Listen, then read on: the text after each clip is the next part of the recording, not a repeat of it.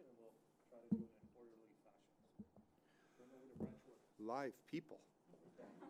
Jeepers. Never thought I'd say this. Great to see everyone. It is, all kidding aside, great to see everybody, and hope everybody's safe and healthy and doing well. It seems like a long time since we've been in this room together. So good to see everybody, and hope everybody's summer's been good. Just a couple of comments before we open it up to any questions. You know, we start with main camp today with medicals and physicals. I guess a quick rookie camp recap. We've been going for the last 5 or 6 days with the young guys. Of note, we had 2 injuries in that camp. Johannes Schinval suffered, unfortunately, what appears to be a fairly significant injury. To be perfectly honest, I don't know how long he's going to be out, but we would say it's weeks. We should have a better understanding here through the medical staff in the next 24 hours. But we would list him as week to week. He won't be participating with, it'll keep him out of main camp. Connor Zari was hit by a shot in game 2. I guess it was on Monday. Losing track of my days here. Touch wood, I think we're getting through that one okay. He should be, we'll see how he progresses the next day or so, but chance that he could participate as early as tomorrow. And if not, we feel it's going to be days, not anything longer. I do, again, just want to make mention and recognize the Flames Foundation. Yesterday, I held our annual golf tournament, a little bit different format this year, but to Candace Gowdy and the Flames Foundation staff, just thanks for everything that they do, and thank you for the people in this room that participated in that. A couple of training camp roster notes. There's 2 players absent on our roster right now with just quick updates. Tyler Parsons will not participate in training camp. He was unable to satisfy quarantine regulations in terms of traveling for international travel, and so he won't participate here in Calgary at the training camp. Daniil Chechelov, who we signed to an American Hockey League contract, is still dealing with immigration issues that have extended beyond what we were hoping they were going to be. So when he gets here, he'll join the group. That's undetermined at this point. All players in our training camp, all players participating are 100% vaccinated. So all the players that we have, that whether it be rookie camp, those players will be coming over to main camp, and then obviously our main camp, all players will be 100% vaccinated. So with that, fire away. Brad, at the end of last season, you kind of said that you're looking to shake things up. Were you able to do that in the offseason, do you think? Well, I think the comment at the end of the season was, you know, we weren't good enough and we needed to change. We have made some changes. I think what was talked a lot about was core changes. It's easy to come out and say, we're going to do this or we're going to do that. You know, ultimately, the changes we made were the changes that were there for us to make. You know, you continue to work at your team every day. We started in training camp today, but that doesn't necessarily mean that we're not still looking to try to make the team better. So what was accomplished over the summer was which was available to us. So we continue today, tomorrow, as we lead up to camp. Obviously, we want to get a look at this group as we go through training camp and see where we're at. But that doesn't stop us from trying to see if there's ways to make the team better. Brad, do you plan on naming a new captain this season? Good question, Pat. We've talked a lot about it. I think we're going to let training camp, there won't be any announcements today. There won't be any announcements tomorrow. We're going to let this thing sort of play out, and I think organically this has got to, it's a really big decision. I don't think you name a captain just so that you check a box and you say that you have that stroked off the list. I think that's, so Darryl and I have talked a lot about it. I think that's something that's going to have to play itself out over camp, and we'll see where we are over the coming days. Go ahead, Kevin. So Brad, good to see you again, but kind of the message we got from the players right up to you as we left last season was that the expectations were just off. So with the changes you've made, where are you gauging the expectations for your team right now? Sorry, what was the first part of the expectations? Just kind of the message we got at the end of last season was that everyone was disappointed that playoffs didn't happen and the expectations were just off. Everyone had kind of overestimated. So where are your expectations for this group now? Oh, I don't know about last year expectations being off. I thought our team, underperformed last year. Last year. We're on to this year now. The expectation is it is every year is you expect you want to be a playoff team. First step of accomplishing what you want to accomplish, you got to be a playoff team. And once you get to the playoffs, then you address it and deal with that. And anything can happen once you get into the dance. But I think the goal for this team, as it is every year, is we want to be a playoff team. We got to earn that right over 82 games to be a playoff team. But that's certainly the goal and the expectation of this team coming into camp. Go ahead, Kevin. You mentioned, last year that you thought it was a good team who underperformed. You made some changes this offseason. I mean, what would make this year different? Well, we'll see, Haley. I mean, we haven't been on the ice yet. So I think we have players that underperformed. When you have a tough season, I know you all write about everything's got to be blown up and everybody's got to be shipped out of town and bring in 20 new players. That's not reality. We have players that I think can play at a higher level than they played at last year. So it's like every other team, internal growth and internal improvement. And then I think we've brought in some people that can do some very specific jobs. But I think every team every year is a little bit different. I think people will say there's been no changes here. There could be anywhere from 7 to 8 new players. That's quite a few different players. So I think as you go through camp, that team's got to establish its identity. You got to find out who plays with who, and so those are the things that'll be different. As I think, players for the most part that were here last year, I think can play and attain a higher level. Sure. You talked about maybe room for 7 or 8 new faces to make it onto this roster, and you have some pretty highly touted prospects in your rookie camp. How big is the window, would you say, for a guy like a Connor Zary or a Jacob Peltier to potentially compete for one of those spots? Well, it starts tomorrow. So, again, I know a lot of people want to pick the team in August, or you sign a player and that pushes out a young player. It's the best league in the world for a reason, so there's competition. And so nobody's gifted an opportunity. Nobody's gifted a spot. I remember 2 years ago, there was no spots for young guys. And Dylan Dubé and Yusso Valimaki made the team out of training camp. Yusso had played junior the year before, and Dylan was the first, spent some time in Stockton. So their window starts tomorrow. And you monitor it through training camp. You monitor it through the preseason. You see where they are. It's a hard league. So ultimately, we'll make those decisions when we break camp, and whether it be the top 23 or 22 or 21 or whatever amount of players you carry, it'll be the best players for that time to help us win. And in some cases, some young guys, sometimes they're ready in October, sometimes it's November, sometimes it's January, sometimes it's next October. So that'll be in this players' hands, and they'll start letting us know starting tomorrow. Go ahead, Salon.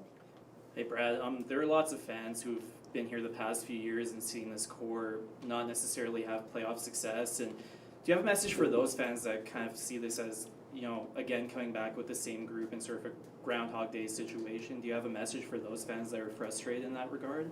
Well, I think we've all been frustrated in terms of the lack of success that we've had. It's on us to perform. That's that's the message to the fans. Is I totally understand the frustration. We are too. I believe in these players. I think there's, like I said, I think there's players that have are able to play at a higher level than they have recently. So it's up to us to, there's always questions coming into the season. There's always, when you haven't attained the level you believe you can, there's going to be frustration. We got to block all that out, and it's up to us and the players and the coaches to get the job done, and that's what we got to starting tomorrow. Hi, Brad. Two for me.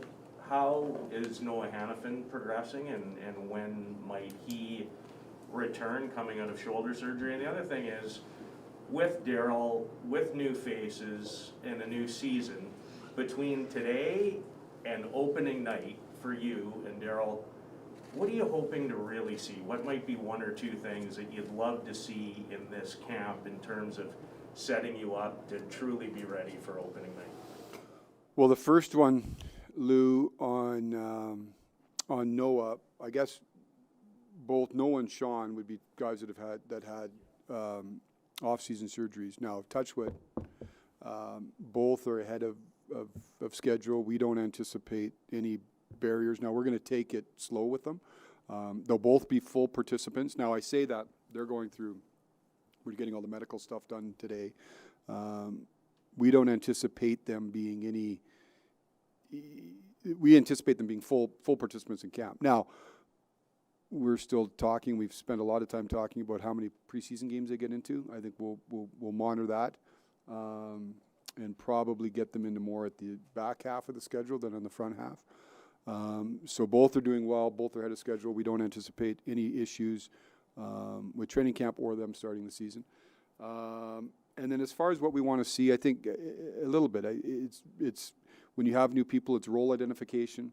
Maybe who's going to play for who, with whom. I think the one thing I think is going to be a real benefit for this team is having a full camp with Daryl.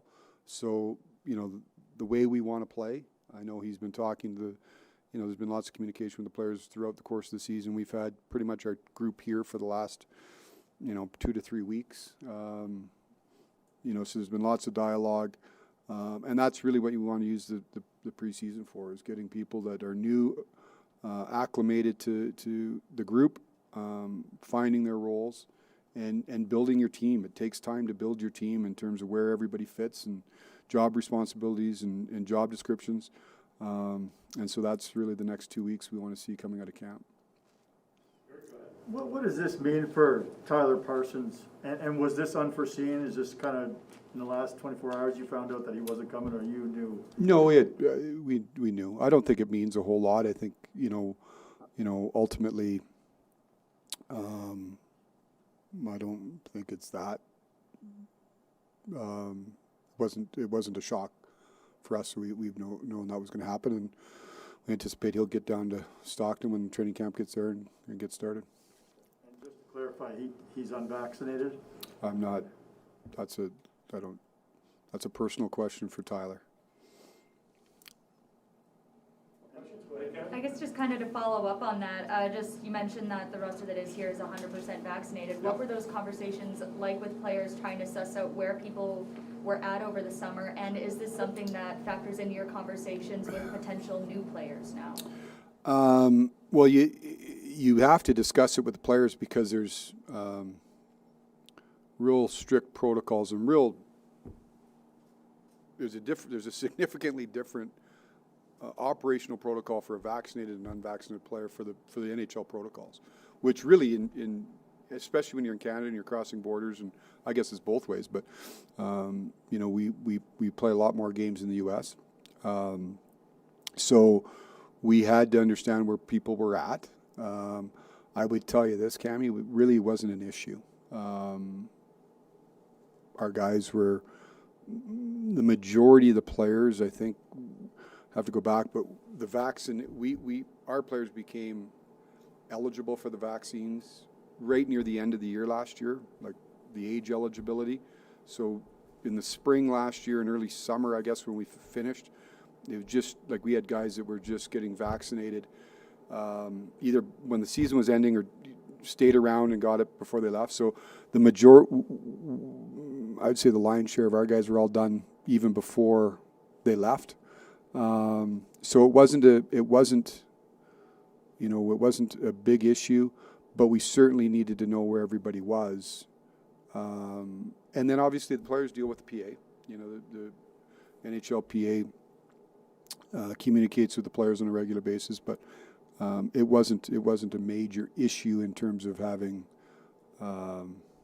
players that were not vaccinated. Here we go, Salam, and then next Eric. Go ahead, Salam. Hey Brad, Alberta is in the midst of a pretty intense fourth wave of COVID. Do you anticipate there still being 100% capacity here at the Saddledome, and are you concerned at all about the health situation in the province right now and how that could affect fans and the team overall? Oh, we're very concerned about the health situation. I mean, we're citizens first of the province. I think it was on the 23rd of August that we sent out a policy ahead of a lot of places in terms of requiring individuals to be fully vaccinated to enter the facility. And we comply, as we always have, with all provincial mandates. So whether that be in terms of being fully vaccinated, in terms of masking, anything that's required provincially, we're in compliance with. And like everything in this pandemic, Salam, you watch and you read and react as need be. But we've tried to be leaders in the community in terms of supporting anything health initiative wise to make sure that we can keep everybody, not only our fans but everybody in the province as healthy as we possibly can. Are you talking with the league at all? Like, is the National Hockey League involved in any of these protocols? With the protocols? Well, NHL we talk to the league regularly. Going back even to, and I think the league has done a fabulous job, and as well as all the medical teams. You go back as far as the bubble. When we partook in the bubble, and then all the protocols that were in place last year, which in essence was travel, but traveling in a bubble for all intents and purposes. And so, we're in constant communication with the league. The league has got a very detailed protocol for this year, and we certainly will be following it. In your conversations with the league, is there any talk of potentially having a taxi squad for a third goalie? That's something that I've heard, and so that you don't have another beer leaguer playing Another in the NHL. Eric Francis backing up on it. I would say this, Eric. I don't the taxi squad concept. I don't anticipate seeing that this year. Goaltender, don't anticipate that. But having said that, today's Tuesday. You could pivot Wednesday. We'll see. Certainly, that's and our situation is a little bit unique in the fact that we're a Canadian city with our American League team in the U.S. market. So there's certainly some steps that we're taking in terms of regular testing of players down there, not only per American League protocols when those come out, but you don't know when players are going to be having to travel and be called up and go back and forth and forth. So lots of preparation has gone into planning. But at this particular time, no taxi squads are being contemplated for this season. But it's something, as you just alluded to, that you're going to have to navigate as things go, and could end up being a bit of a hurdle for you guys this year. Certainly, we got to. It'll be different than last year, where you've got players on site. Not only do you not have that, but you've got a border to deal with. So we've got to manage that for sure. Go ahead, Luke. If you can, just your impressions of what you saw the last 5 or 6 days from those guys in camp, and whether it's your assessment of the new people that you saw, or even the progression that you saw from people that have been here for a few years. Yeah, I think there's. We were happy with rookie camp. I thought those guys worked really hard. It was. I thought it's the best way to say this. Guys you were hoping would be at a certain level, I thought were. I think there was certainly some kids that jumped for me, and And then even some guys that be maybe a little bit under the radar, I thought were good. And then you see that, some young 18-year-old kids that you can see the steps that they still have to take. So all in all, really impressed with Mitch Love and his staff. I think Mitch is going to be a tremendous, addition for us in our development group. And his staff, I thought, did a really good job. But certainly some guys, the Zaris, the Pelches, I thought were really good. I thought Marty Pospisil, who's coming off 2 significant injuries, and had a really, a good summer in terms of rehab, but also, you're trying to train as rehab. So I thought that was good. I thought young Poirier, Jeremy Poirier was, he shows his offensive skill. I thought Dustin Wolf, and many others. So I thought it was a good camp.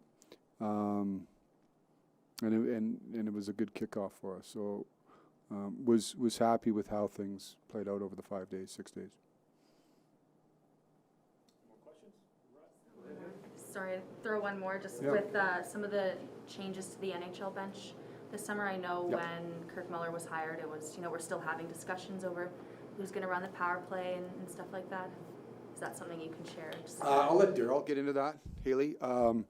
But certainly the staff, the staff's been at it here for a while. They've been grinding away. So I'll let Daryl, when he talks to you all tomorrow, get into how he's splitting up the responsibilities and roles and whatnot. But certainly Kirk and Cale have been real good additions here. Okay. Good to see everyone. Okay. Thank you.